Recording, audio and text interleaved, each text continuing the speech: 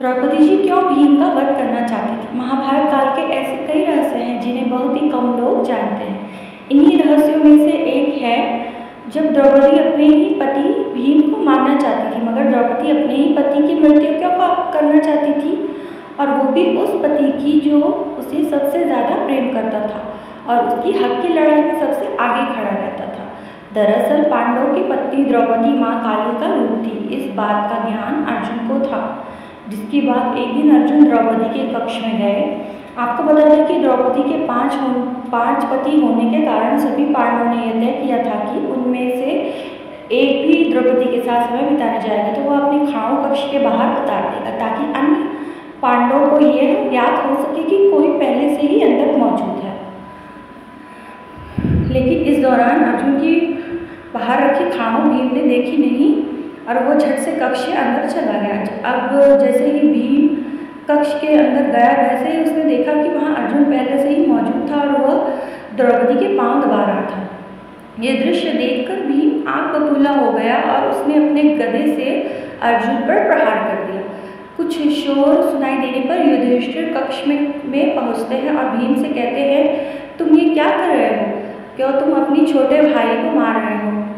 भीम युधिष्ठिर को बताते हैं कि उन्होंने अर्जुन पर इसलिए प्रहार किया क्योंकि वो द्रौपदी के पांव दबा रहे थे। उन्होंने आगे कहा कि क्या कोई पति अपनी पत्नी के पांव दबाता है? अब युधिष्ठिर को भी ज्ञात था कि द्रौपदी माँ काली का ही रूप है, इसलिए वह भीम को चुप कराते हुए कहते हैं कि यह अर्जुन और द्रौपदी का आपसी प्रेम है, किसी को भी इसके बीच में नहीं पड़ना चाहिए। बड़े भाई द्वारा ये बात सुनने के बाद भीम महल से ही बाहर चले जाते हैं, लेकिन वो अभी भी इस बात से क्रोधित थे कि अर्जुन ने ऐसा क्यों किया। क्रोधित भीम अब महल में कभी वापस नहीं आना चाहते थे और सुबह से ही चलते चलते अब भीम को रात हो जाती है। ऐसे में भीम एक पेड़ पर आराम करते हैं। अब भीम विश्राम कर ही रहे थे कि तभी रात 12 बजे वहाँ एक व्यक्ति आता है और घास के मैदान में पानी देने लगता है। उस व्यक्ति द्वारा ऐसा करने पर भीम की नींद खुल जाती है और भीम वहीं पेड़ पर बैठे हुए ये नज़ारा देख रहे होते हैं।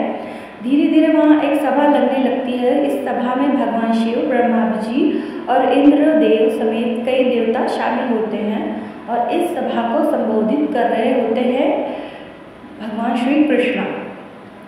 तभी भीम देखते हैं कि सभा में द्रौपदी आती है, जिसका मुंह खून से सना होता है और साथ ही उसके पास एक हाथ में खप्पर, दूसरे हाथ में कटार होती है। द्रौपदी को बिना अपने पतियों के अकेले देख भीम और आग बबूला हो जाता है, लेकिन वो वहीं रहकर ही ये सब दृश्य देख रहा होता है। विकराल रूप में आई द्रौपदी तभी सभी के सामने कहती है कि हे माधव मेरे सखा है और उन्होंने मुझसे ये वादा किया है कि वह मेरा ये खप्पर खून से भरवाएंगे। इसके बाद द्रौपदी कुछ ऐसा कहती है कि भीम उसे सुनकर दंग रह जाते हैं।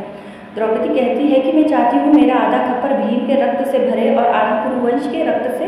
ये सुनने के बाद भीम को द्रौपदी का असली सच ज्ञात हो जाता है। उसे पता लग जाता है कि द्रौपदी कोई और नहीं बल्कि माँ काली का ही रूप है। द्रौपदी की ये बात सुनकर भीम काफ़ी डर जाता है और सभा खत्म होने के बाद वह डरते हुए श्री कृष्ण के पास जाता है और उन्हें पूरी बात बताता है कि उसने सभा में जो भी कुछ हुआ वो सब देखा और वह अपनी जान कैसे बचाए उसका भगवान श्री कृष्ण से समाधान मांगता है। इस पर श्री कृष्ण भीम को बताते हैं कि द्रौपदी महाकाली का रूप है और उनका ये जन्म केवल खप्पर भरने के लिए ही हुआ है। उसके बाद वो घबराकर भीम कहते हैं कि मगर द्रौपदी तो अपना आधा खप्पर मेरे ही रक्त से भरना चाहती है। जिसके बाद श्री कृष्ण भीम को उसका समाधान बताते हुए कहते हैं, हे भीम तुम चुपचाप अपने कक्ष में जाओ और भोजन मत करना, चाहे जो हो जाए। जब तक द्रौपदी तुम्हें भोजन के लिए मनाने ना आए तब तक तुम अन्न को हाथ भी मत लगाना। श्री कृष्ण के ऐसा कहने पर भीम बिल्कुल वैसा ही करते हैं। जिसके बाद भीम को मनाने के लिए सभी पांडव पुत्र आते हैं और उसे खाना खाने को कहते हैं, लेकिन भीम नहीं उठते। जब काफ़ी देर तक भीम नहीं उठते तो द्रौपदी भीम को भोजन करने के लिए कहती है, जिस पर भीम द्रौपदी से कहते हैं कि वह केवल एक ही शर्त पर भोजन करेंगे, यदि द्रौपदी उनका मनचाहा वरदान उनको दे दे तो। भीम द्वारा ऐसा कहने पर द्रौपदी राजी हो जाती है और भीम द्रौपदी से वरदान मांगते हैं कि हे द्रौपदी पांडु के पांचों संतानों को बख्श दो। इस पर द्रौपदी कहती है तथास्तु और इस प्रकार भीम की जान बच जाती है। जय श्री राधे कृष्णा। ओम भगवते वासुदेवाय नमः। ओम नमो नारायणाय।